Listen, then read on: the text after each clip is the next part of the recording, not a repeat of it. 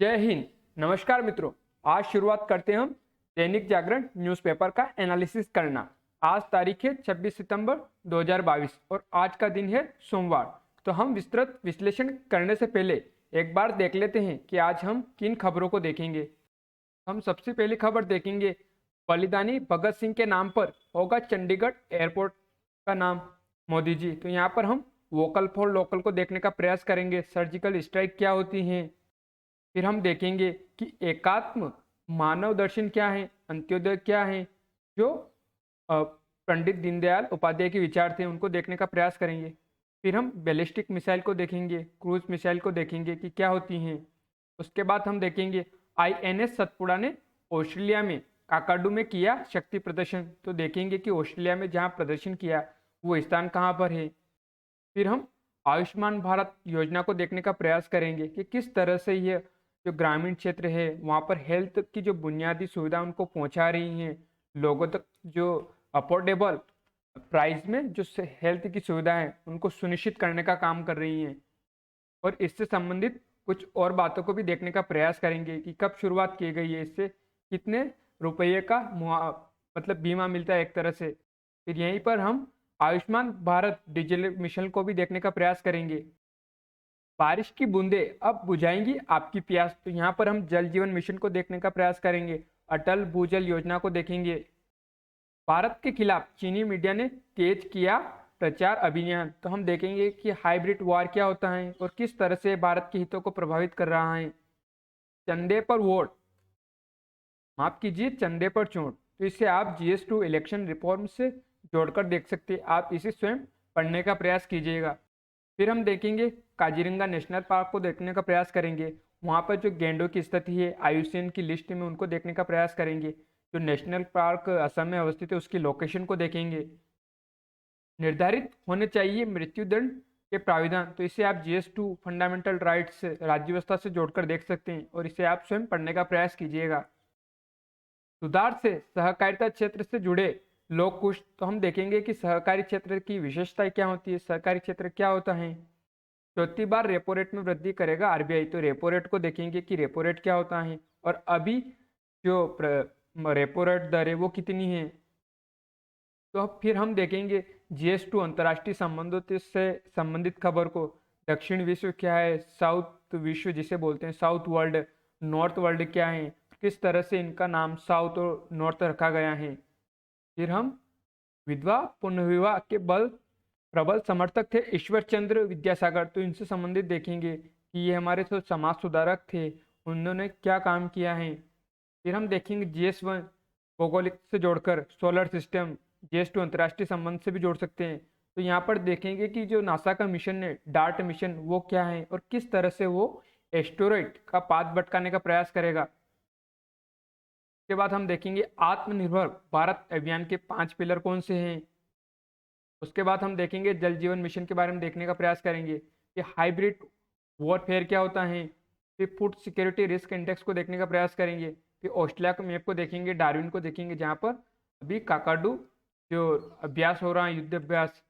फिर temperature change in the last 15 years.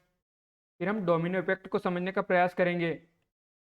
फिर हम देखेंगे कि सर्जिकल स्ट्राइक क्या होती हैं। फिर हम नेशनल पार्क्स को देखेंगे, IUCN की लिस्ट में देखने का प्रयास करेंगे कि जो राइना सोर्स है उसकी स्टेटस क्या है। फिर साइट्स की स्थिति में देखेंगे कि साइट्स ने इसको किस परिशिष्ट अपेंडिक्स में रख रखा है। फिर हम देखेंगे साइट्स के बारे में देखने का प्रयास करेंगे कि क्या है साइट्स। फिर हम भारतीय गैंडा के बारे में कुछ जान लेंगे कि इसकी जो स्थिति है, कहाँ रहता है ये। उसके बाद हम जो नेशनल पार्क है काजीरंगा नेशनल पार्क उसकी अवस्थिति देखेंगे हम। फिर हम देखेंगे कोऑपरेटिव सोसाइटी की विशेषता को देखेंगे। फिर हम एस्टेरॉइड को देखने का प्रयास करेंगे। फिर जो डार्ट मिशन है नासा का उसको देखेंगे कि किस तरह से वो एस्टेरॉइड का पाथ भटकाने का प्रयास करेगा। फिर हम सोलर सिस्टम के बारे में एक ओवरव्यू ले लेंगे कि जो एस्टेरॉइड है वो कहाँ पर अवस्थित है। फिर हम देखने का प्रयास करेंगे मिसाइल सिस्टमों को, क्रूज मिसाइल सिस्टम क्या होती है, बैलिस्टिक मिसाइल सिस्टम क्या होती है, किस तरह से काम करती है, हाइपरसोनिक वेपन्स क्या होते हैं। फिर integrated guided missile development program क्या था। उसको देखने का प्रयास करेंगे। फिर पृथ्वी, आकाश, नाग, त्रिशूल, अग्नि मिसाइलों के बारे में देखेंगे। उसके बाद बैलिस्टिक मिसाइल और क्रूज मिसाइल में अंतर क्या होता है उसको देखने का प्रयास करेंगे। फिर हम देखेंगे जल जीवन मिशन से संबंधित जो फर्टिलाइजर का कंजप्शन है वो देखने का प्रयास करेंगे स्टेट वाइज। फिर हैवी मेटल्स कितना अफेक्टेड है, जिससे जो पानी है उसको देखने का प्रयास करेंगे। नाइट्रेट कितना है, फ्लोराइड कितना है, आयरन कितना है। फिर हम फर्टिलाइजर इन इंडिया उसका कंजप्शन देखेंगे कि यूरिया का कितना है, डीएपी का कितना है, और एमओपी, एनपी की। उसके बाद हम देखेंगे अटल भूजल योजना को देखने का प्रयास करेंगे, इसकी विशेषताओं को देखेंगे। फिर उसके बाद देखेंगे नेशनल डिजिटल हेल्थ मिशन को देखेंगे कि क्या है नेशनल डिजिटल हेल्थ मिशन। फिर आयुष्मान भारत योजना को देखेंगे। फिर हम देखेंगे कि ग्लोबल नॉर्थ क्या होता है, व्हाट इज ग्लोबल नॉर्थ। फिर ग्लोबल साउथ को देखने का प्रयास करेंगे। तो इस तरह से ये आज हमारे चर्चा के विषय रहेंगे। तो आइए शुरुआत करते हैं हमारी पहली खबर से। बलिदानी भगत सिंह के नाम पर होगा चंडीगढ़ एयरपोर्ट का नाम, मोदी जी। तो मन की बात में प्रधानमंत्री ने सर्जिकल स्ट्राइक की याद दिलाकर लोगों में भरा जोश। उन्होंने चंडीगढ़ एयरपोर्ट का नाम बलिदानी भगत सिंह के नाम पर रखने का बड़ा ऐलान भी किया है। इन्होंने, मोदी जी ने। तो ये भी बोले पीएम मोदी। तो जलवायु परिवर्तन समुद्री पारिस्थितिकी तंत्र के लिए बड़ा खतरा, समुद्री तटों पर कचरा चिंता का विषय। इन चुनौतियों से निपटने को प्रयास करना हमारी जिम्मेदारी। उन्होंने वोकल फॉर लोकल की याद दिलाई, क्योंकि आने वाले समय में जो दीपावली का सीजन है तो उन्होंने कहा कि खादी, हैंडलूम, हैंडीक्राफ्ट जैसे लोकल प्रोडक्टों की खरीदारी जरूर करें। भारत को 2025 तक टीबी मुक्त बनाने और मोटे अनाज के इस्तेमाल को बढ़ावा देने का भी उन्होंने अपील की। पहले ही देश ने कर्तव्य पथ पर नेताजी सुभाष चंद्र बोस की मूर्ति की स्थापना के जरिए ऐसा ही प्रयास किया था। तो जो औपनिवेशीकरण यानी जो मानसिक गुलामी था थी, एक तरह से उसके जो निशान थे उन सबको धीरे धीरे हटाया जा रहा है। अब चंडीगढ़ एयरपोर्ट का नाम बदला जाएगा। पहले जो राजपथ था जिसे किंग्स वे बोला जाता था, अब उसका नाम कर्तव्य पथ कर दिया गया है। तो धीरे धीरे जो मानसिकता थी गुलामी की, उसे धीरे धीरे हटाया जा रहा है। यहीं पर उन्होंने सर्जिकल स्ट्राइक का भी जिक्र किया। मन की बात में प्रधानमंत्री मोदी जी ने प्रखर मानवतावादी और चिंतक पंडित दीनदयाल उपाध्याय को भी याद किया। उन्होंने एकात्म मानव दर्शन और अंत्योदय का विचार देश के सामने रखा। किन्होंने? दीनदयाल उपाध्याय ने। जो पूरी तरह भारतीयता, एकात्म मानव दर्शन एक ऐसा विचार है जो विचारधारा के नाम पर दुराग्रह से मुक्ति दिलाता है। उन्होंने मानव मात्र को एक समान मानने वाले भारतीय दर्शन को फिर से दुनिया के सामने रखा। वो कहते थे कि देश की प्रगति का पैमाना अंतिम पायदान पर मौजूद व्यक्ति होता है, इसलिए अंत्योदय योजना भी शुरू की गई है। इस तरह से हमने देख लिया एकात्म मानव दर्शन और अंत्योदय क्या है। अब हम देखते हैं कि जो सर्जिकल स्ट्राइक है वो क्या है, वोकल फॉर लोकल क्या है। अब यहीं पर हम डोमिनो इफेक्ट को भी समझने का प्रयास करेंगे कि जलवायु परिवर्तन समुद्री पारिस्थितिकी तंत्र के लिए बड़ा खतरा है। वोकल फॉर लोकल, तो सेल्फ रिलायंट इंडिया, तो आत्मनिर्भर भारत अभियान। तो the 5 pillars of a self reliant India. तो इकोनॉमी, अर्थव्यवस्था जो वृद्धिशील परिवर्तन नहीं बल्कि क्वांटम छलांग लगाती हो। इंफ्रास्ट्रक्चर जो बने भारत की पहचान। 21वीं सदी की प्रौद्योगिकी संचालित व्यवस्थाओं पर आधारित प्रणाली। एक जीवन जनसांख्यिकी जो एक आत्मनिर्भर भारत के लिए हमारी ऊर्जा का स्रोत। मांग, जिससे हमारी मांग और आपूर्ति श्रृंखला की ताकत का पूरी क्षमता से उपयोग किया जाना चाहिए। तो ये 5 पिलर्स थे किसके? सेल्फ रिलायंट इन इंडिया को। तो इसी से हम जो वोकल फॉर लोकल को जोड़कर देख सकते हैं कि किस तरह से जो इंफ्रास्ट्रक्चर है उसका निर्माण किया जाए भारत में, और जो लोकल इंडस्ट्रीज है उनको बढ़ाया जाए, उनके जो प्रोडक्ट्स है उनको ग्लोबली मार्केट तक कैसे पहुंचाया जा सके। और जो डिमांड है, जो भारत में ही 135 करोड़ जनसंख्या है, तो हमारे पास इतना बड़ा मार्केट है कि हमें किसी और पर निर्भर रहने की जरूरत नहीं है। तो इस तरह से हम इसको वोकल फॉर लोकल से जोड़कर देख सकते हैं। तो आप यहाँ पर अब डोमिनो इफेक्ट को समझने का प्रयास कीजिए कि एक जैसे एक पिलर गिरा है तो उससे गिरते गिरते जो सारे पिलर गिर गए। तो अब जैसे मोदी जी ने जलवायु परिवर्तन जो पारिस्थितिकी तंत्र की बात की है समुद्र के, तो उसमें भी ऐसा ही है कि जैसे मान लीजिए कि एक जीव संकट में आता है तो उस संकट उस जीव पर ही संकट नहीं आता, उस जीव से रिलेटेड जो भी फूड चेन है, फूड सप्लाई चेन में जो इसकी हिस्सेदारी है, उससे लगे जो जितने भी जीव होते हैं वो सारे प्रभावित होने लग जाते हैं। अभी हाल ही में हमने देखा कि किस तरह से जो तस्मानिया सी है ऑस्ट्रेलिया में, वहाँ पर जो व्हेल है उनकी जो मृत्यु है लगातार बढ़ती जा रही है। तो जिससे क्या होगा कि जो समुद्र का जो पारितंत्र है वो प्रभावित होने लग जाएगा। उससे जो फूड चेन में जो उनकी जो स्थिति है, वो सबसे टॉप कार्निवोरस से ऊपर ही ऊपर, जिससे उनकी जो नीचे रहने वाली जो मछलियां हैं उनकी जनसंख्या धीरे धीरे बढ़ने लग जाएगी। जिससे क्या होगा कि वो अपने नीचे वाली जो मछलियां हैं उनको खाने लग जाएगी। जिस तरह से क्या होगा कि जो पूरा इकोलॉजिकल जो बैलेंस है वो पूरी तरह से बिगड़ जाएगा। तो इस तरह से आप इससे समझने का प्रयास कीजिए कि कल ही हमने इसको देखने का प्रयास किया था जो वेल है उसके बारे में। अब सर्जिकल स्ट्राइक की बात की थी, तो सर्जिकल स्ट्राइक क्या होती है? एक छोटी और घातक सैन्य कार्रवाई होती है। हेलीकॉप्टर के जरिए लक्ष्य के नजदीक तक पहुंचा जाता है। जहां भी सर्जिकल स्ट्राइक होती है वहां के बारे में पहले पुख्ता जानकारी जुटाई जाती है। इस हमले में कार्रवाई सिर्फ लक्ष्य पर की जाती है ताकि नागरिकों को नुकसान नहीं पहुंचे। सर्जिकल स्ट्राइक कब करना है इसकी जानकारी बेहद गोपनीय रखी जाती है। म्यांमार में मौजूद उग्रवादियों से निपटने के लिए ऐसा ही सर्जिकल हमला किया गया था।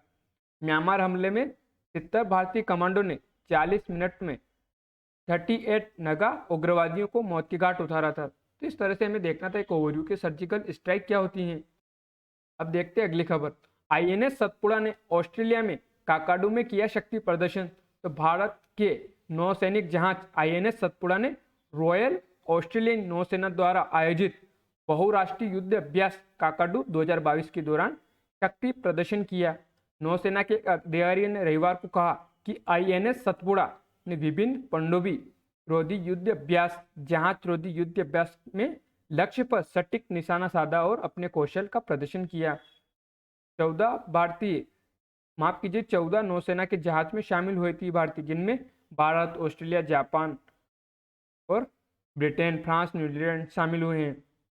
भारतीय नौसेना ने कहा कि युद्धाभ्यास काकाडू 2022 में भाग लेने का उद्देश्य मित्र देशों की नौसेनाओं के बीच समुद्र में आपसी समझ को बढ़ाना है। गौरतलब है कि आईएनएस सतपुड़ा स्वदेशी रूप से डिजाइन निर्मित 6000 टन निर्देशित मिसाइल स्टील्थ फ्रिगेट है।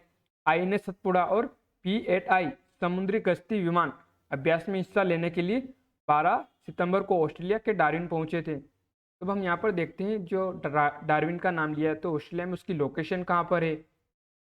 ये ऑस्ट्रेलिया का मैप हो गया। तो डार्विन जिसकी हम बात करें तो ये डार्विन है। इस प्रांत में आ गया तो एक तरह से नॉर्थर्न टेरिटरी। अब इसके और कौन कौन से प्रांत है तो Queensland, New South Wales, Victoria, South Australia, Western Australia और तस्मानिया। अब हम इसके बारे में कुछ और चीज़ों को भी देख लेते हैं। तो ग्रेट डिवाइडिंग रेंज इसके किस साइड अवस्थित है तो पूर्व की साइड है। ये ग्रेट बैरियर रीफ, ये ब्रिस्बेन, ये great dividing range, Sydney, Canberra, Melbourne, तो कैनबरा इसकी राजधानी हो गई।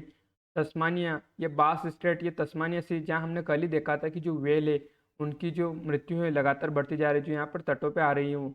तो बास स्ट्रेट इन दो वाटर बॉडीज को जोड़ने का काम कर रही, तो इंडियन ओशन और तस्मानिया सी को जोड़ने का काम करी, किसको अलग करने का काम कर रही तो तस्मानिया को, और विक्टोरिया जो प्रांत है ऑस्ट्रेलिया का उनको अलग करने का प्रयास कर रही है।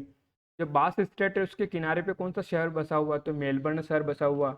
या माउंट कॉस्किस्को, ये यहाँ पर दिखाई हुई दो नदियाँ, एक तो डार्लिंग और मुरे रिवर्स, जो कहीं ना कहीं यहीं पर जो ऑस्ट्रेलिया की ज़्यादातर जनसंख्या अवस्थित है, क्योंकि जीने के लिए सबसे ज़रूरी है कि जल मिल जाए और खेती के लिए पानी मिल जाए, तो वो यहाँ पर अवस्थित है, इसलिए जनसंख्या सबसे ज़्यादा देखी जाएंगे ऑस्ट्रेलिया की तो यहीं पर अवस्थित है। किस साइड में अवस्थित है तो दक्षिण पूर्व के साइड में। यहाँ पर हम इसके कौन से डेजर्ट है उनको देख लेते हैं। तो Great Sandy Desert, Gypsum Desert, Great Victorian Desert, Simpson Desert और तनामी डेजर्ट अवस्थित हैं। अब इसमें लेक को देखने का प्रयास करते हैं हम। तो लेक एरी साउथ में, लेक एरी नॉर्थ में और लेक बार्ली और किम्बरले का पठार की साइड आ गया इसके। तो वेस्टर्न ऑस्ट्रेलिया में अवस्थित हो गया है। ये पर्थ, ये ग्रेट ऑस्ट्रेलियन ब्राइट, एक केप यॉर्क पेनिनसुला, एक गल्फ ऑफ कारपेंट्रिया। तो इस तरह से आप और एनालिसिस कीजिए इसका मैप का। 5 साल में रक्षा निर्यात में 334% की वृद्धि केंद्र। तो भारत अब 75 से ज़्यादा देशों को निर्यात कर रहा है। एक ट्वीट के जरिए रक्षा मंत्री जी ने कहा कि जिससे रक्षा क्षेत्र में स्वदेशीकरण उत्पादन में बढ़ोतरी को रेखांकित किया गया है। स्वदेशी विमान वाहक पोत INS विक्रांत भारतीय तटरक्षक बल में शामिल की जा रही स्वदेशी आधुनिक हल्के हेलीकॉप्टर MK3 की स्वाड्रण व परमाणु शक्ति संपन्न नई पीढ़ी की बैलिस्टिक मिसाइल अग्नि P के सफल परीक्षण का भी जिक्र किया उन्होंने। तब यहाँ पर जो ये खबर है हमारे लिए क्यों मायने, तो हम यहाँ पर एक बार बैलिस्टिक मिसाइल को देखें, अग्नि जो P मिसाइल का जो सफल परीक्षण किया उसको देखने का प्रयास करते हैं। पहले आप एक मिसाइल को देखना कीजिए जो बैलिस्टिक मिसाइल है एक तरह से।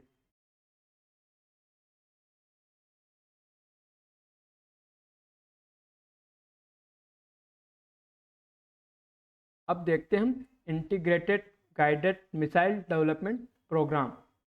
तो यह मिसाइलों की व्यापक रेंज के अनुसंधान और विकास के लिए एक भारतीय रक्षा मंत्रालय का कार्यक्रम था।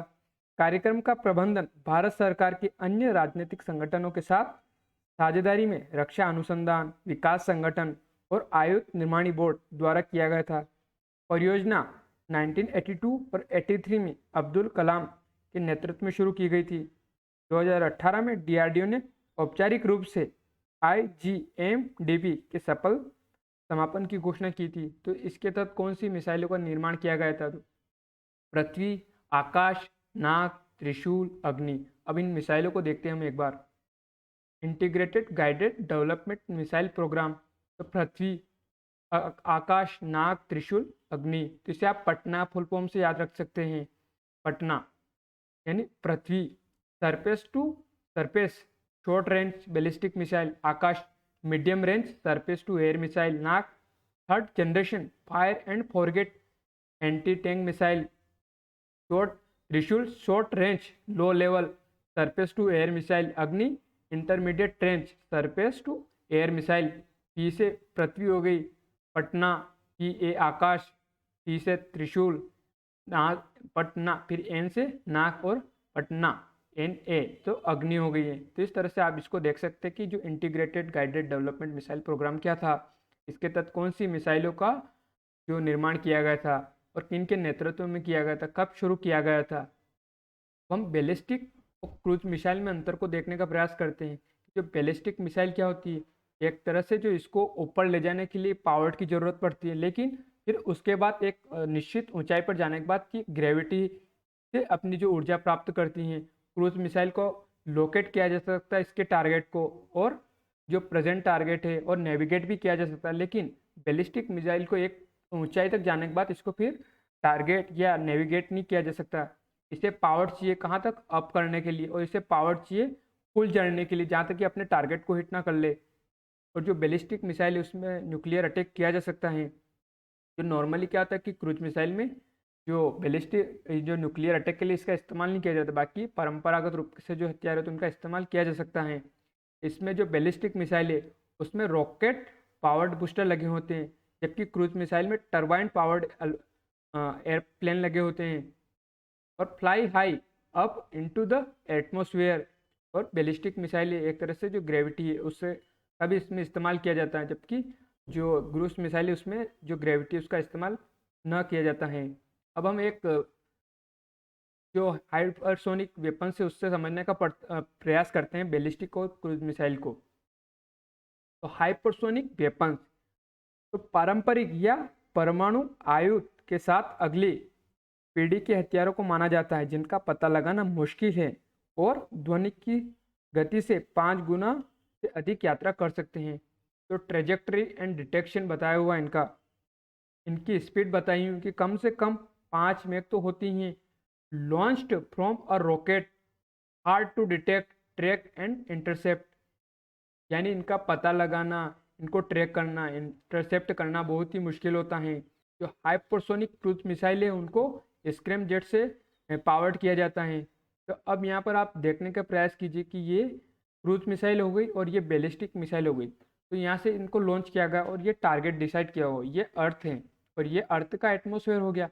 अब यहाँ से जो बैलिस्टिक मिसाइल है उसको लॉन्च करने के बाद जो यहाँ पर टारगेट है, तो यहाँ पर एक तरह से रडार लगाया हुआ है, तो रडार ने जो बैलिस्टिक मिसाइल है उसको एक बार यहाँ तक जाने के बाद पावर की जरूरत पड़ती है, लेकिन यहाँ से जाने के बाद वो जो ग्रेविटी है उसके फोर्स के तहत काम करती है। यहाँ से जाने के बाद वो अपने टारगेट पर हिट करेगी, यानी इसके बाद उसको नेविगेट नहीं किया जा सकता कि आप टारगेट चेंज कीजिए, यहाँ से हिट करेगी। और जो क्रूज मिसाइल की हम बात करें तो क्रूज मिसाइल जो लगभग पृथ्वी के समानांतर चलती हैं, जिसे नेविगेट आसानी से किया भी जा सकता है, इसका टारगेट है, इसे नेविगेट भी बदला जा सकता है, ये टारगेट पर हिट करेगी। और आप यहाँ पर देखने का प्रयास कीजिए कि जो रडार है किस तरह से दोनों को डिटेक्ट करने का प्रयास कर रहा है। अब बैलिस्टिक मिसाइल है उसको इतनी दूरी पर ही जो रडार सिस्टम है उसने डिटेक्ट कर लिया। The limit of ground based radar detection at targets. और जो क्रूज मिसाइल है उसने अपने टारगेट से कितना दूर रहने पर उसे डिटेक्ट किया गया है, तो सबसे पहले किसको डिटेक्ट कर लिया, तो बैलिस्टिक मिसाइल को डिटेक्ट कर लिया, जिससे आसानी से इसे रोका भी जा सकता है। लेकिन जो क्रूज मिसाइल है उसे इतनी आसानी से नहीं रोका जा सकता क्योंकि वो टारगेट से कम ही दूरी पर अवस्थित होगी, यानी अगर समय रहते इसका निपटान नहीं किया गया तो टारगेट को हिट कर देगी। लेकिन जो बैलिस्टिक मिसाइल है उसमें समय मिल जाता है बचने का।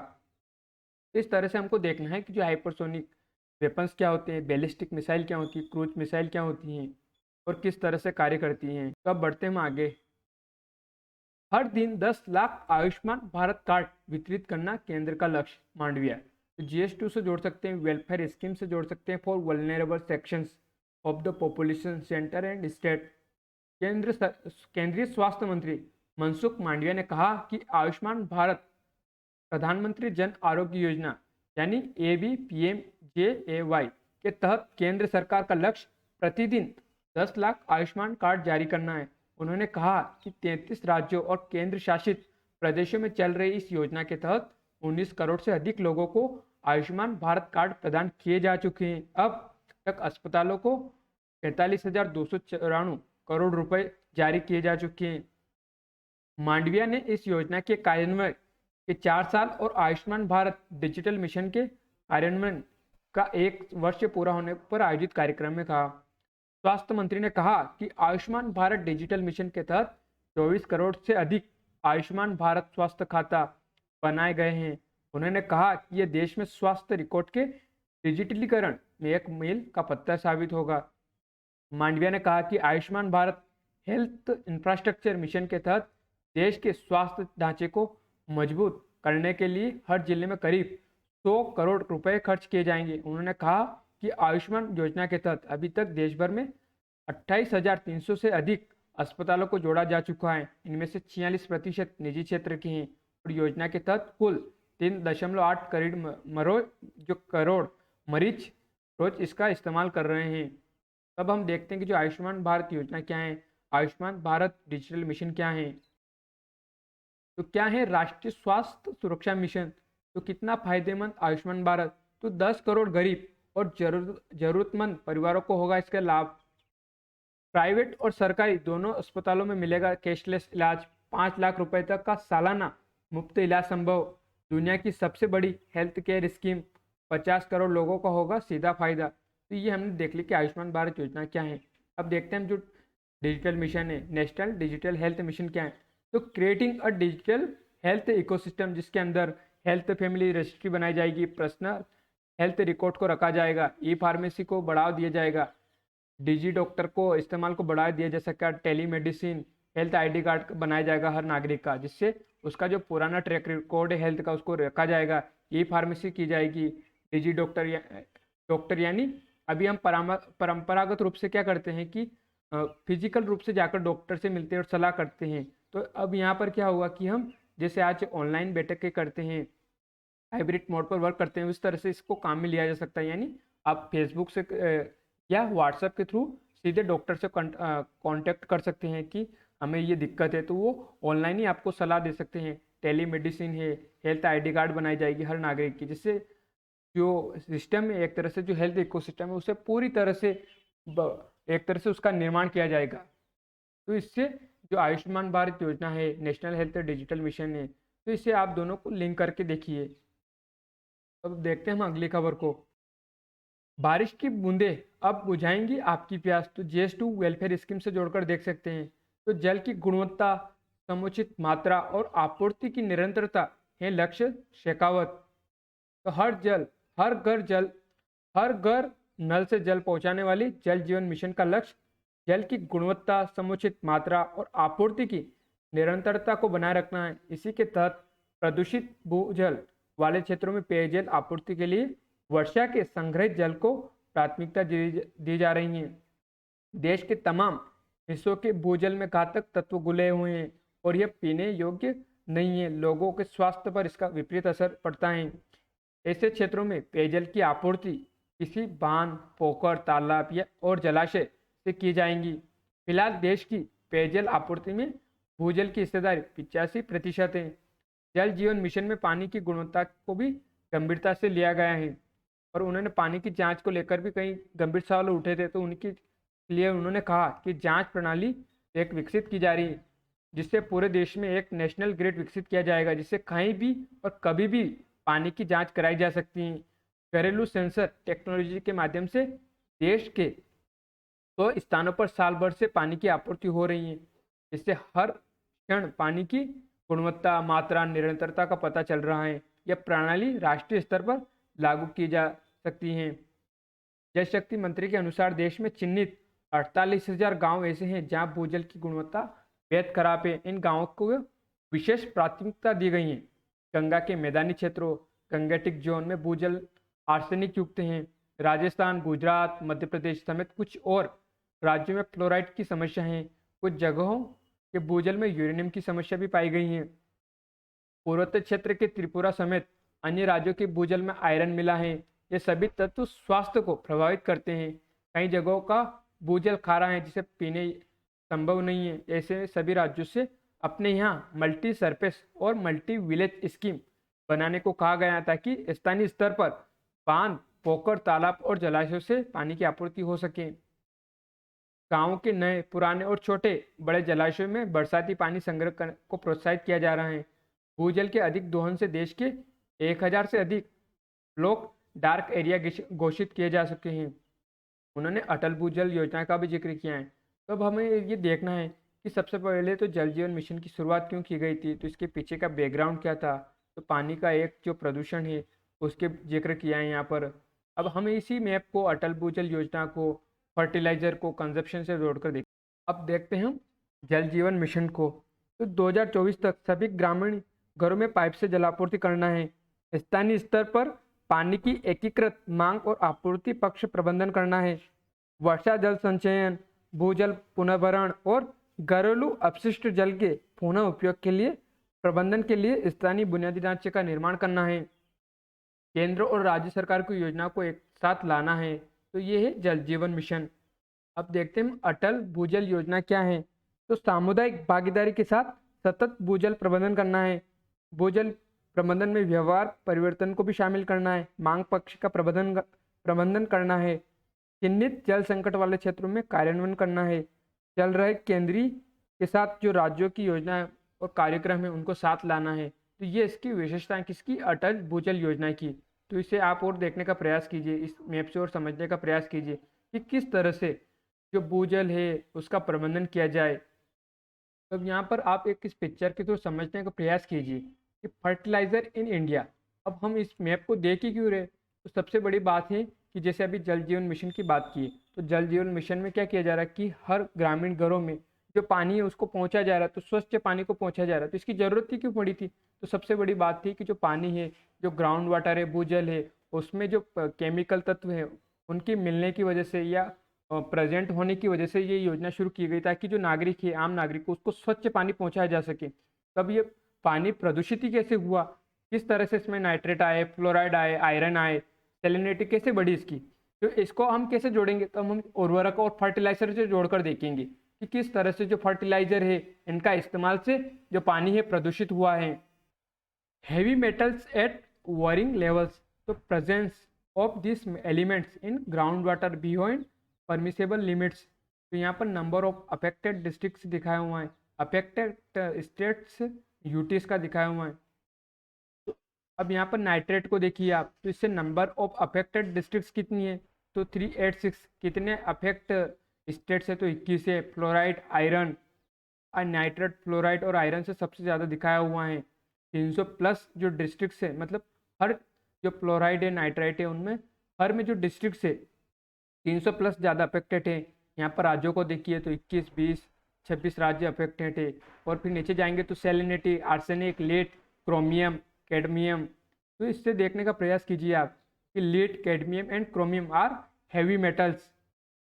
अब इसी को आप इस फर्टिलाइजर से जोड़ने का प्रयास कीजिए कि फर्टिलाइजर इन इंडिया, तो परसेंटेज इंक्रीज इन सेल्स।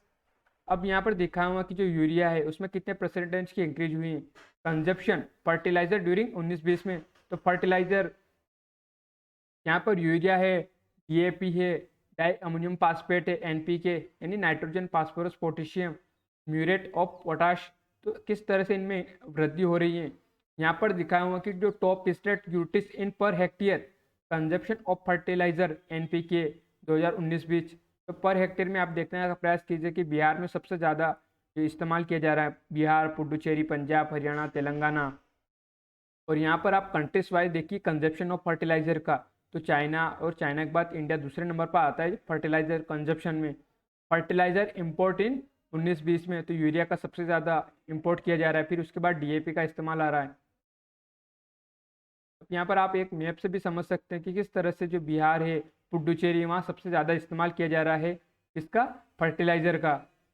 अब मेरा ये जो मैप है आपको दिखाने का मकसद क्या था कि अटल भूजल योजना शुरू की है, जल जीवन मिशन शुरू किया है, तो उसके पीछे वजह क्यों दी गई। जैसे अभी उन्होंने जिक्र किया था, तो उन्होंने nitrate, fluoride, iron, salinity, arsenic की बात की, तो ये कहाँ से आ रहे पानी में, तो कहीं ना कहीं ये जो आ रहे हैं ये फर्टिलाइजर का इस्तेमाल करने से ही आ रहे हैं। अब यहाँ पर इन आंकड़ों से भी आप समझने का प्रयास कर सकते हैं कि किस तरह से यूरिया है, एमओपी है, एनपीके है, डीएपी, उनका इस्तेमाल बढ़ रहा है। तो अब ये इस्तेमाल करने से जो इनके तत्व वो जाएंगे कहाँ आखिर, आखिर में या तो जमीन के अंदर जाएंगे और जमीन से होते ग्राउंड वाटर में जाएंगे, या किसी नाली, तालाब के थ्रू कहीं ना कहीं वाटर बॉडीज में जाएंगे। और इससे क्या होगा, अब वाटर बॉडीज में जाएंगे तो उसका इस्तेमाल हम पानी पीने के लिए करेंगे। अब पानी पीने के लिए करेंगे तो जिसके जो फास्फेट है, अमोनिया, वो हमारे शरीर में जाएगा, और शरीर में जाएगा तो स्वास्थ्य से संबंधित जो बीमारियां उनको पैदा करेगा। तो इस तरह से मेरा मकसद था ये आपको जो ग्राफ है ये आंकड़े दिखाने का, ताकि इससे आप लिंक कर सकें इनको।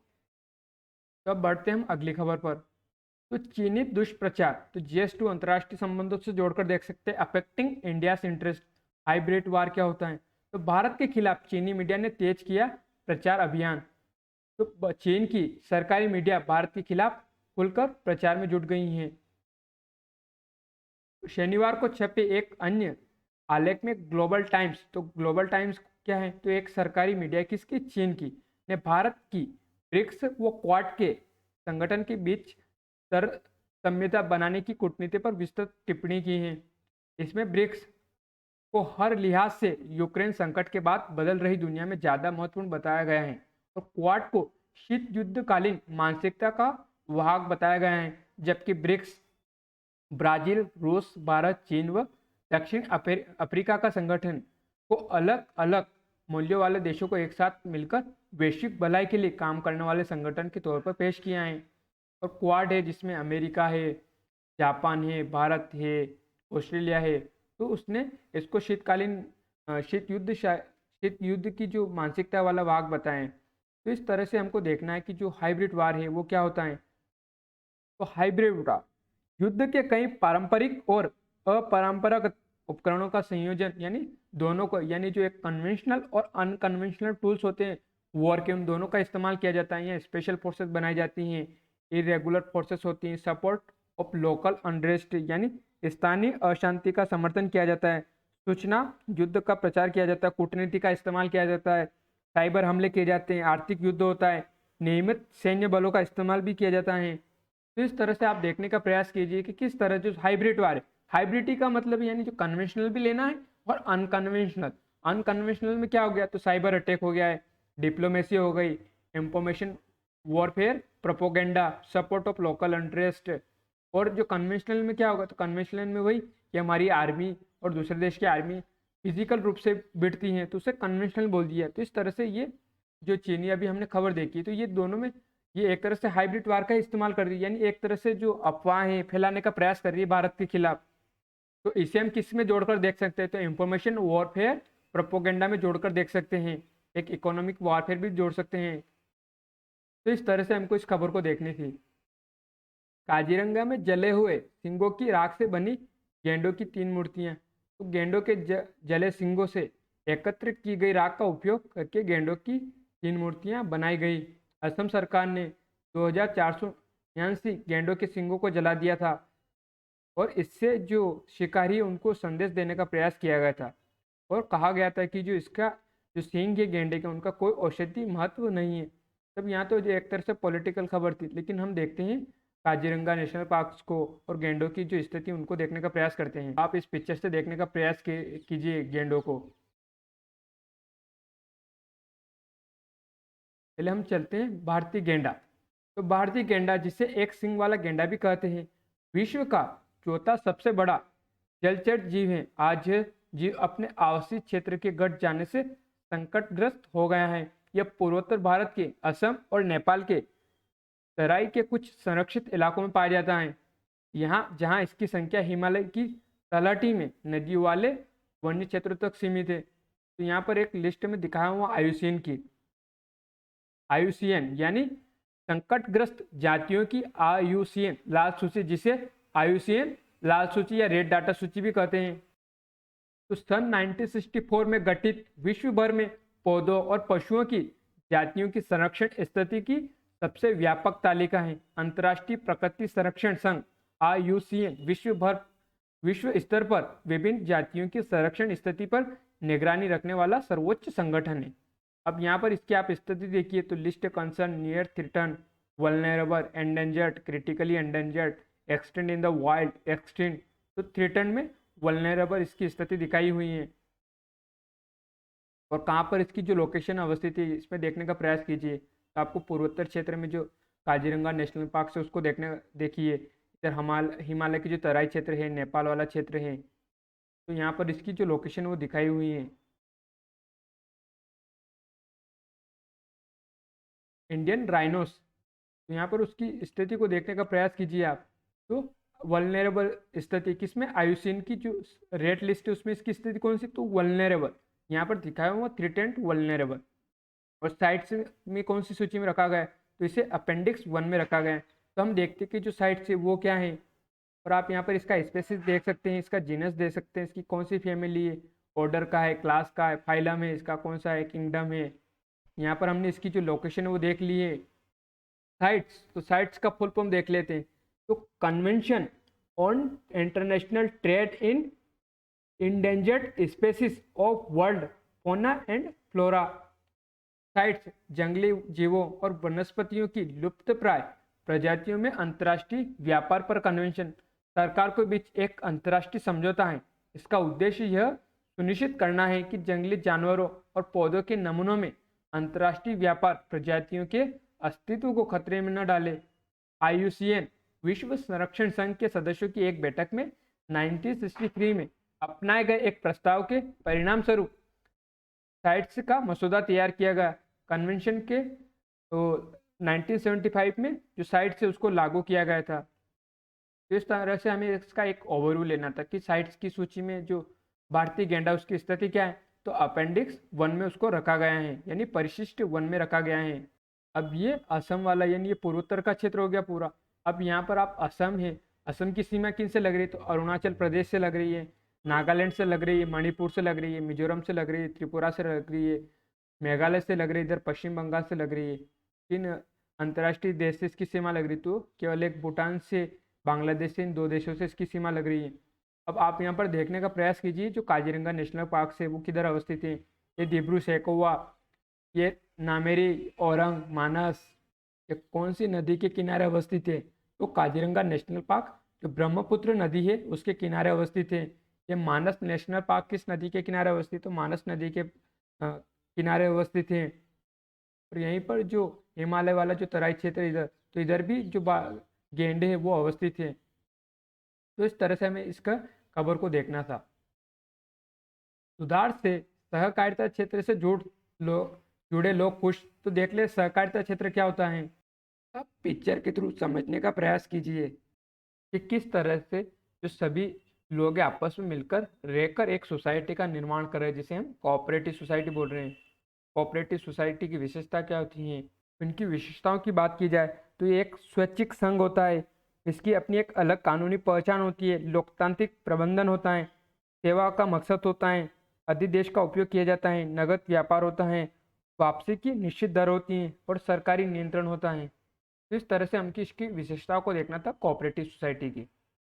चौथी बार रेपो रेट में वृद्धि करेगा आरबीआई। तो आरबीआई मुद्रास्फीति से निपटने के लिए अमेरिका के फेडरल रिजर्व समेत अन्य वैश्विक केंद्रीय बैंकों का अनुसरण करते हुए शुक्रवार को लगातार चौथी बार ब्याज दरों में बढ़ोतरी कर सकता है। तो हम देखेंगे कि आने वाले समय में जो आरबीआई महंगाई को काबू करने के लिए रेपो रेट में कितनी दर की वृद्धि करता है। तो रेपो रेट क्या होती है कि जिसमें जो कमर्शियली बैंक होते हैं वो आरबीआई से लोन लेते हैं और जिस दर पर लोन लेते हैं उसे हम रेपो रेट कहते हैं। तभी वर्तमान में कितनी, तो 5.40% है रेपो रेट, जिसे आने वाले समय में बढ़ाया जा सकता है। तो अब हम देखते हैं अगली खबर को।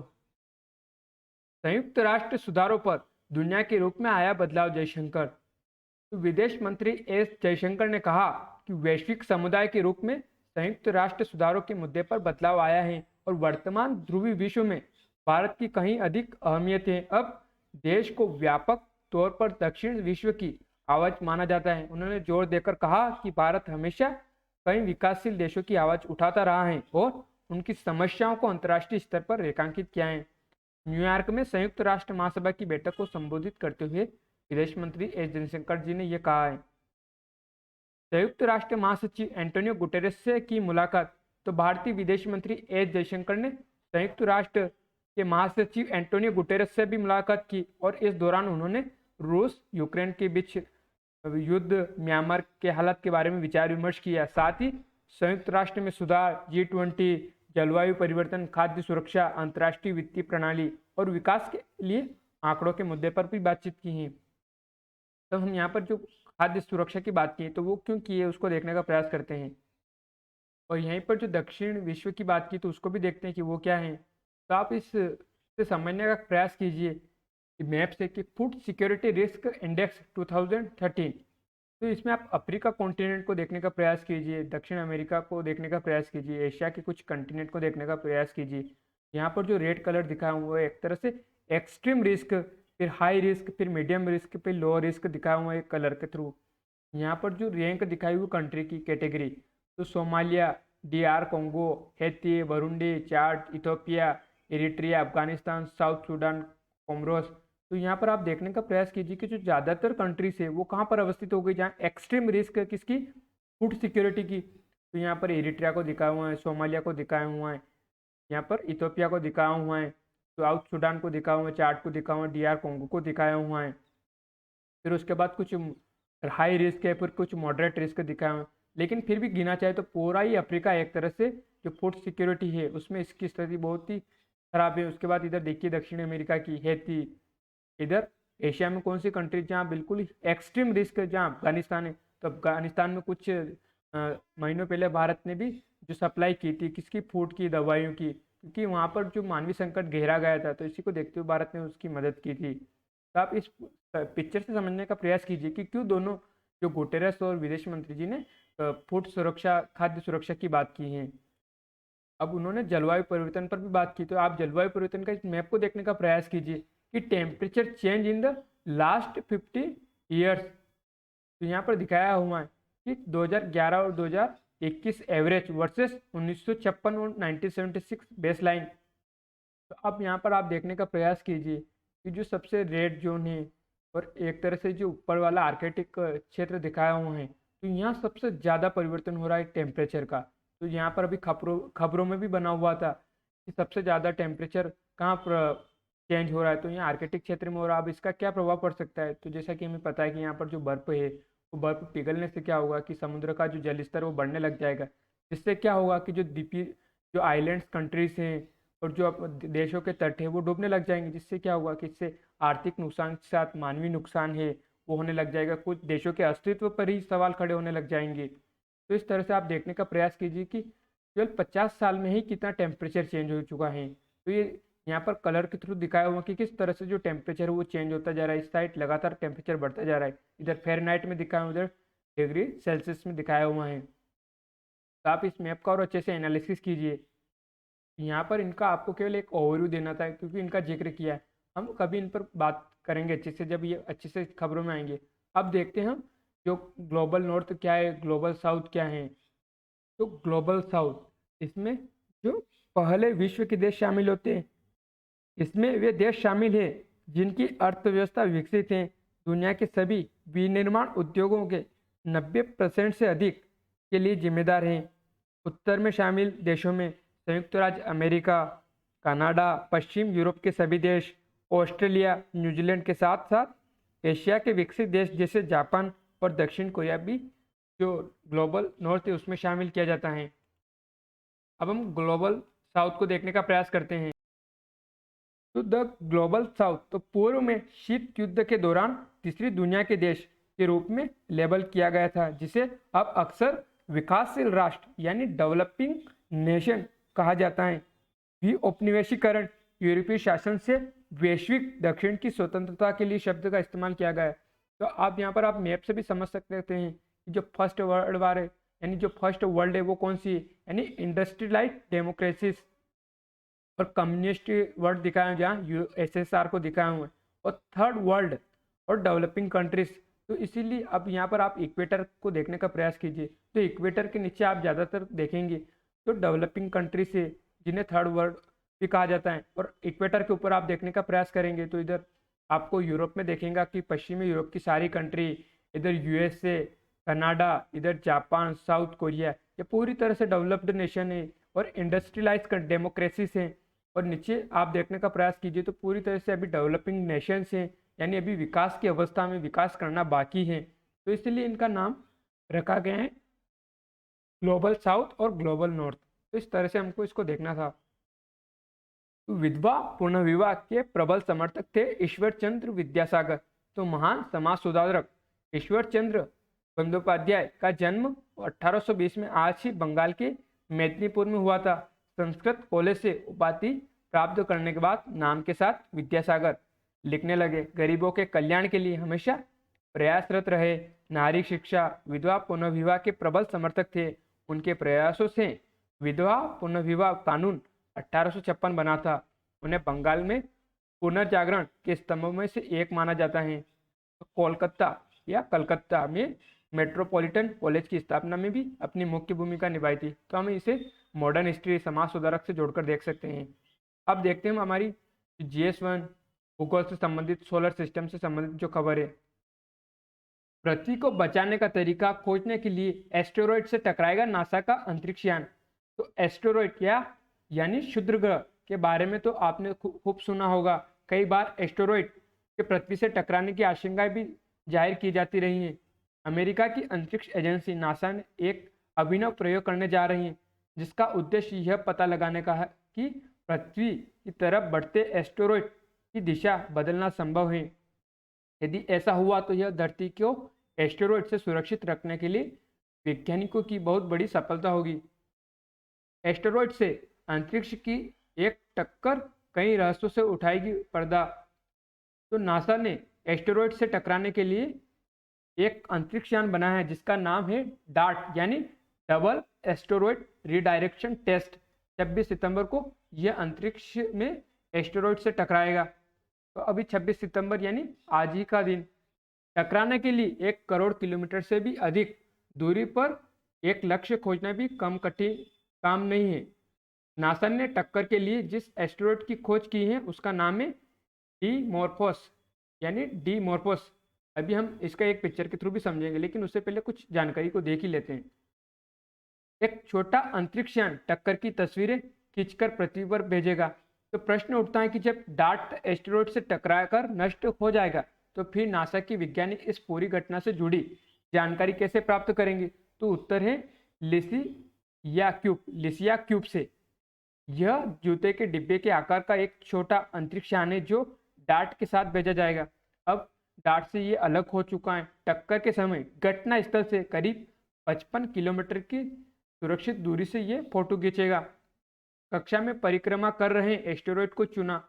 तो 163 मीटर व्यास वाला डीमोर्फोस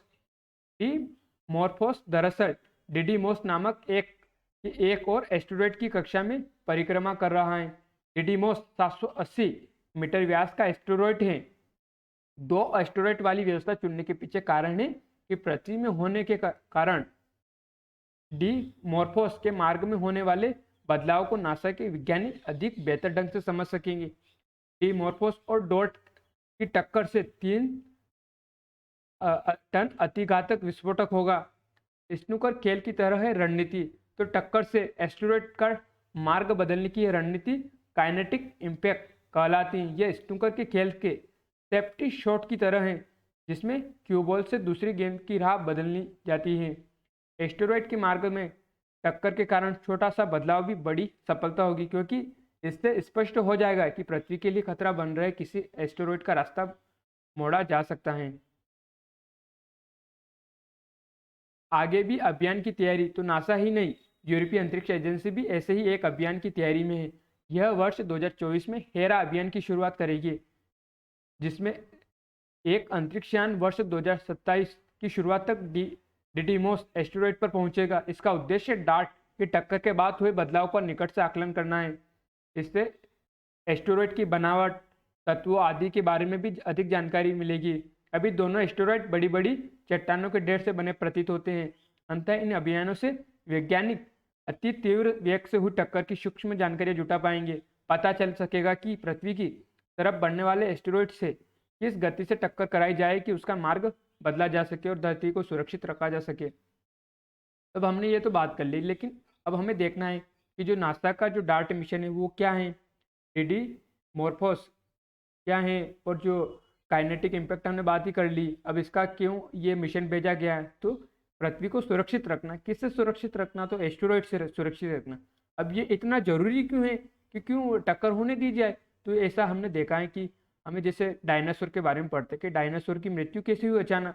तो जैसे हम पढ़ते हैं कि जो डायनासोर है, जो पृथ्वी पर अचानक एक एस्टेरॉयड टकराने से क्या हुआ कि अचानक बहुत बड़ी भूकंप आया, ज्वालामुखी फटे, जिससे क्या हुआ कि एस्टेरॉयड है ये सारे जीव समाप्त हो गए।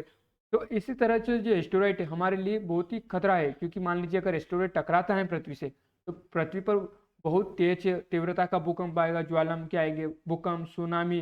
तो इससे क्या होगा कि जो देश है वो पूरी तरह से एक तरह से खत्म हो सकते हैं, या मानव जाति का अंत हो सकता है। तो इसे बचाने के लिए क्या किया जाए, तो जो एस्टेरॉयड आ रहे या तो उनको नष्ट कर दिया जाए या उनका पाथ ही भटका दिया जाए। तो इसके लिए जो नासा का मिशन है डार्ट, ये बहुत ही जरूरी है। तो इसको हम देखेंगे कि जो डार्ट मिशन क्या है और कौन से जो एस्टेरॉयड है उसका नाम रखा गया। तो जो डीमोर्फोस है उसका मार्ग भटकाने का प्रयास किया जा रहा है। तो देखते हैं हम तो पहले तो आप इस सोलर सिस्टम को देखने का प्रयास कीजिए कि जो एस्टेरॉयड है वो कहाँ पर अवस्थित है। तो ये सन हो गया, ये मरकरी, वेनस, अर्थ, और ये मंगल हो गया, और ये अर्थ का जो मून सैटेलाइट हो गया। अब जो एस्टेरॉयड है किन दो ग्रहों के बीच में अवस्थित है, तो मंगल और जुपिटर के बीच में अवस्थित है। उस एस्टेरॉयड के बाद यानी उसके बाद कौन से ग्रह हैं, तो जुपिटर, सैटर्न, यूरेनस, नेपच्यून, फिर कुपियर बेल्ट आ जाती है, और प्लूटो को हटा दिया गया, ये कॉमेट्स। अब जो एस्टेरॉयड की बात करें, अब एस्टेरॉयड का आप इस पिक्चर से देखने का प्रयास कीजिए कि कितनी बड़ी बड़ी चट्टानें एक तरह से, अगर ये चट्टानें अगर पृथ्वी से टकराती हैं तो पृथ्वी में बहुत बड़ी हलचल मचा जा सकती है, जिससे मानव जो जाति है उस पर बहुत बड़ा संकट आ सकता है। अब हम जिसकी बात कर रहे थे जो डार्ट मिशन की, तो डार्ट यानी डबल एस्टेरॉयड रीडायरेक्शन टेस्ट। तो आप इसके नाम से समझने का प्रयास कीजिए। रीडायरेक्शन यानी एक तरह से दिशा बदलना। किसकी दिशा बदलना, तो एस्टेरॉयड की दिशा बदलना। दिशा क्यों बदली जा रही है, क्योंकि वो पृथ्वी की तरफ आ रहा है, जिससे पृथ्वी पर टकराने की संभावना हो सकती है, तो इसलिए उसका दिशा को बदलने की बात की जा रही है। तो ये डीमोर्फस और ये डिडीमोस। अब इसका दिखाओ कि जो ओरिजिनल ऑर्बिट है वो कौन सा वाला है, और जो इसके डार्ट के बाद टकराने के बाद इसका जो ऑर्बिट है वो कौन सा हो जाएगा, तो प्रोजेक्टेड न्यू ऑर्बिट, यानी ये वाला जो ऑर्बिट दिखाया हुआ है। ये डिडीमोस दिखाया जिसका जो डायमीटर है 780 मीटर दिखाया हुआ, और ये Dimorphos Didymos mini asteroid satellite collision schedule दिखाए हुए हैं सितंबर 26 से अक्टूबर 1 के बीच में 2022। और हम जिसकी बात कर रहे थे लिसिया क्यूबे की, ये एक तरह से मिनी सैटेलाइट है जो जो टक्कर से 55 किलोमीटर दूर रहकर जो इसका निरीक्षण करेगा, इसकी फोटो खींचेगा, और जो वो इमेज खींचेगा उसको कुछ सप्ताह के बाद पृथ्वी पर वापस भेज देगा। ये डार्ट की हमने बात की थी अभी। और यहाँ से पृथ्वी से जो कोलिजन है, यानी जो टक्कर, उसको ऑब्जर्व किया जाएगा, किससे? टेलीस्कोप से, to measure the in change in mini asteroid orbit. यहाँ डार्ट का स्पेसक्राफ्ट का दिखाया हूँ कि इसका वेट कितना, तो 610 केजी है। इसकी क्रेस्ट स्पीड कौन सी है, तो 24,000 किलोमीटर प्रति हावर। डायमेंशन दिखाया हुआ है 8.5 मीटर विथ सोलर पैनल्स और on board camera to take image on approach. तो इस तरह से आप देखिए इसको और अच्छे से एनालिसिस कीजिए। तो अब हमारा जो मेन था यही है, इसका जो निष्कर्ष यही निकलता है कि जो डीमॉर्फस है या डीडीमॉस है, तो इस मिशन का उद्देश्य क्या ऐसा है कि कैसे भी करके जो एस्टेरॉइड है उसका पाथ भटका जाए, क्योंकि एस्टेरॉइड बहुत ही बड़ी एक विनाशकारी आपदा ला सकते हैं अगर मान लीजिए पृथ्वी से टकराते हैं तो ये जो मिशन है ये आने वाले समय में एक मील का पत्थर साबित हो सकता है। क्योंकि हमें पता है कि हम पहले इतिहास में पढ़ चुके हैं कि जो डायनासोर का वध है वो कैसे हुआ था। इस तरह से इस खबर को हमें देखना है। तो हम गूगल मैप से भारत से डार्विन चलने का प्रयास करते हैं, यानी जहाँ काकाटू नौसैनिक अभ्यास हो रहा है, तो बंगाल की खाड़ी से होते हुए, मलक्का जल संधि से होते हुए,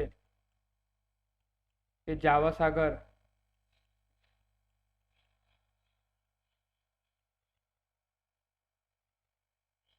ये डार्विन, ये फ्लोरा से यानी जावा सागर से होते हुए, बांडा सागर से होते हुए हम तिमोर सागर से होते हुए तो डार्विन पहुंच गए हैं।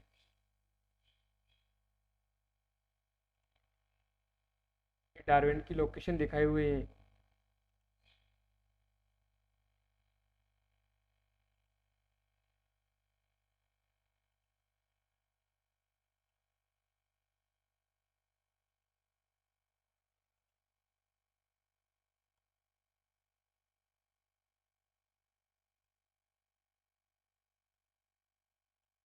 देखने का प्रयास कीजिए कि 360 डिग्री का व्यू लिया हुआ है।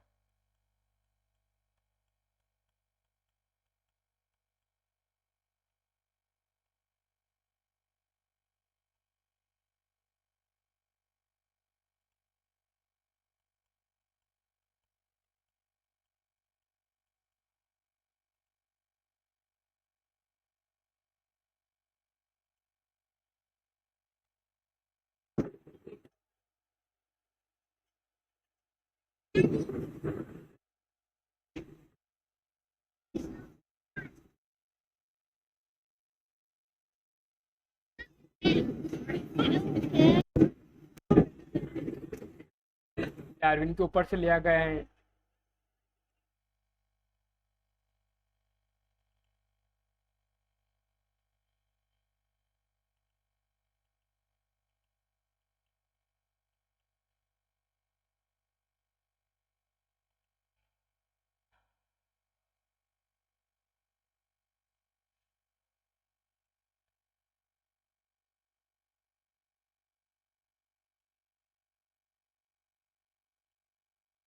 आप सैटेलाइट व्यू में देखने का प्रयास कीजिए डार्विन को, ये तिमोर सागर आ गया है।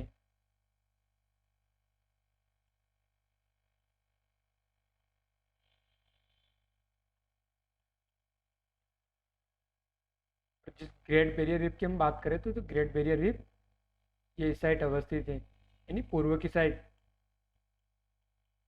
हम जो रेगिस्तान की बात करें तो आप इस मैप में देखने का प्रयास कीजिए कि जो ऑस्ट्रेलिया का ज़्यादातर क्षेत्र है वो रेगिस्तानी ही है। और यहाँ पर जो मोरे और डार्लिंग नदी की बात करे थे तो ये यहाँ पर दोनों मिलने का प्रयास दिख रही है, यहाँ मिल रही है। और यहीं पर इसकी ज़्यादातर जनसंख्या अवस्थित है। ये मेलबर्न, ये कैनबरा, ये तस्मानिया से हो गया इधर।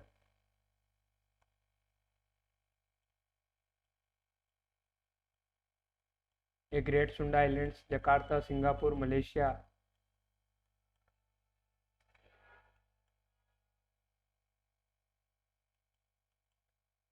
एक बार हम काजीरंगा नेशनल पार्क को देखते हैं। तो ये असम वाला क्षेत्र हो गया, ये ब्रह्मपुत्र नदी होकर निकल रही है।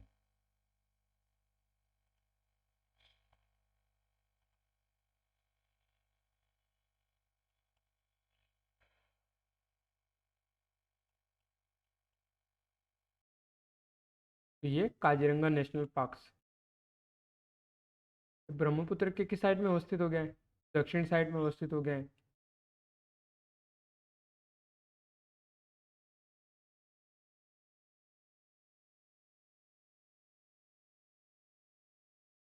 ये काजीरंगा का पिक्चर देखने का प्रयास कीजिए आप।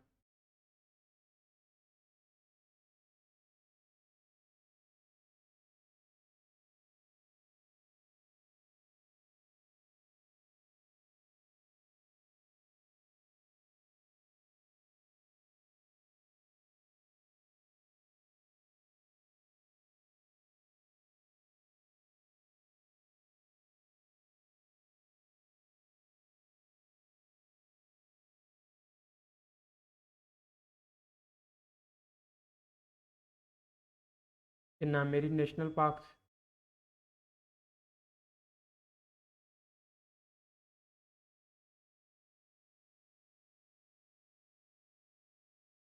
इधर ऊपर से आप देखने का प्रयास कीजिए कि किस तरह से हिमालय से नदियाँ निकलते हुए भारत में प्रवेश कर रही हैं।